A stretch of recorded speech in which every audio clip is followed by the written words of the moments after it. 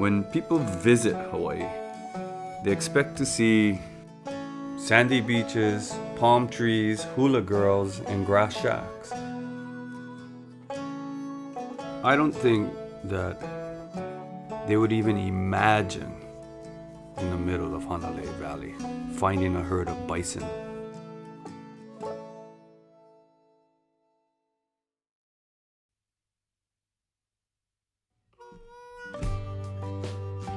This herd was established back in the late 1960s, 1969.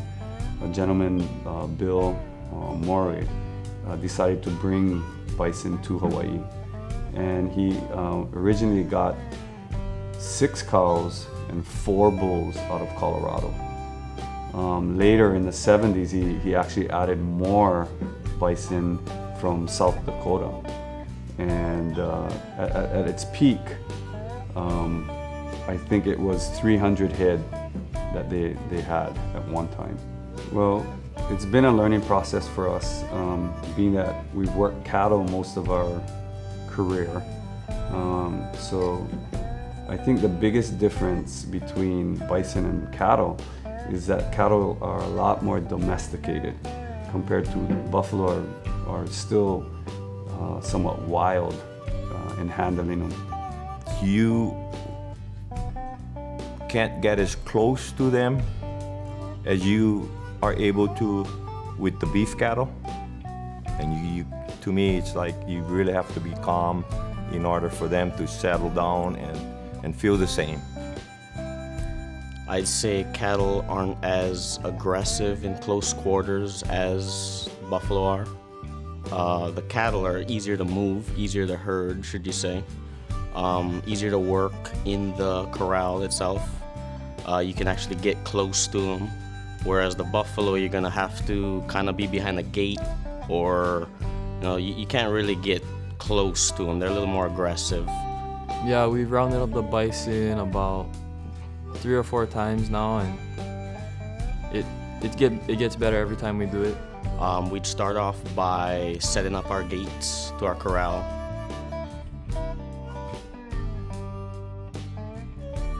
Setting up our wing fence gate. We have a quick briefing with everyone that's involved, and we kind of walk through the plan on where the animals are, what areas they need to come through, who's going to be where, and where's the destination.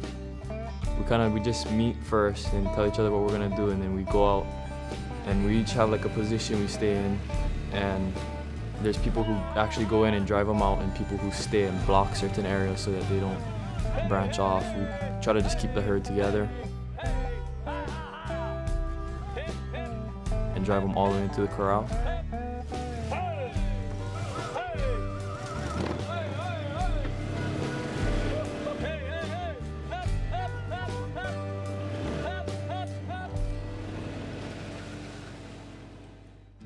What we found, especially this particular herd that we're working with, when you get them in the direction that they want to go, that you just kind of have to keep with it. You don't want to like over push them where they stress out and then they just start to break off, but you just want to keep that momentum going. When they're going, you just want to keep that momentum and just kind of follow them into the corral.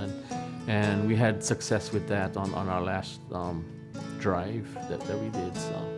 Bison feel like horses and other animals are a threat to them, and in particular to their calves. So unless they have been exposed to horses at an early age, they don't respond well. They actually get very defensive. A lot of bison ranchers experience the fact that they were safer in larger vehicles, so we have an opportunity to use 4-wheelers, that sort of vehicles, and it seems to work good. In the terrain that we're in, it's a lot of swampy grounds and stuff like that. It's harder for the horses, and just safety reasons and whatever. Once we get them to the corral, and if they all go in easily, they'd probably fly spray them. Other than that, I'd say that's about it in the corral. We just kind of want them to know that it's a good place and it's a calm place and it's nothing to get all freaked out about. So, just kind of let them hang out, and then we just open the gate and let them come out later on and stuff. So the next time we drive them in there, they're going to be like, oh, there's food in there, or, it's not. Yeah, so we haven't done no brandings or anything so far, and no vaccinations or doctoring of any type yet. So the first time that we tried to round up the bison, which was totally new to all of us, we weren't very successful. We got them to the gate of the corral, and we applied a little bit too much pressure. Ended up turning around and almost running a few guys over. Once they turn around, and when they make up their mind that they turn around and they're going back to where they came, there's nothing you're gonna do to stop that. So it's been a learning process, and every time we've become more and more successful. We were hired on to get the herd back into a healthy, sustainable herd. We want to perpetuate the legacy of Mr. Bill Maury, that the bison herd stays intact as long as we can in Hanalei Valley. I think one of the important things for us and one of our missions is to assure that this herd in Hanalei Valley is a pure herd. When it was originally purchased 30 some years ago, it was purchased in the understanding it was a pure bison American bison herd. One of the biggest problems in the mainland is over time there has been some contamination from beef breeds, and although it can be a very minute amount of contamination, it is a contamination. One of the things we're going to do is we're going to actually take hair samples and see if this herd is truly a bison herd. And if that's the case, then there is some interest in using some of the genetics here in Hawaii to go back to Colorado and possibly other herds to introduce this genetics back into the American herd.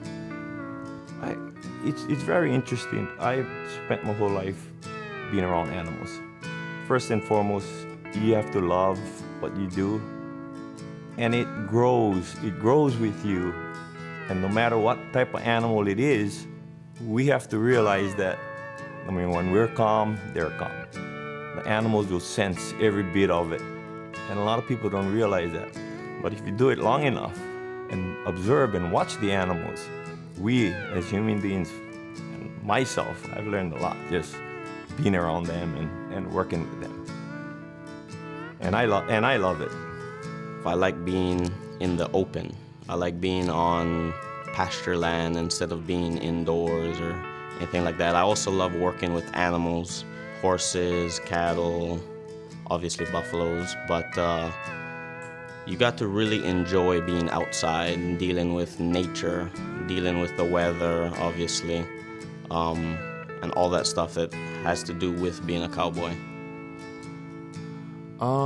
I just like the lifestyle of being a cowboy and just doing what cowboys do, roping, riding, catching cattle and stuff. People should know that ranching it's hard work, but it's fun. It has its rewards. It's just being out there. A lot of times you're alone, or at least with people that have the same interests and passion as you. It's being on horseback. That's one thing at our ranch is we do everything on horse. Just being with nature. That's it's just really good for the soul, and that's what I really enjoy and like is being out there. I love to do it. This is it's my passion. I never feel like how some people like they go to work and like, oh, I need to get out of here. I just want to go home or whatever. It's a way of life that I love, and it's a blessing for me.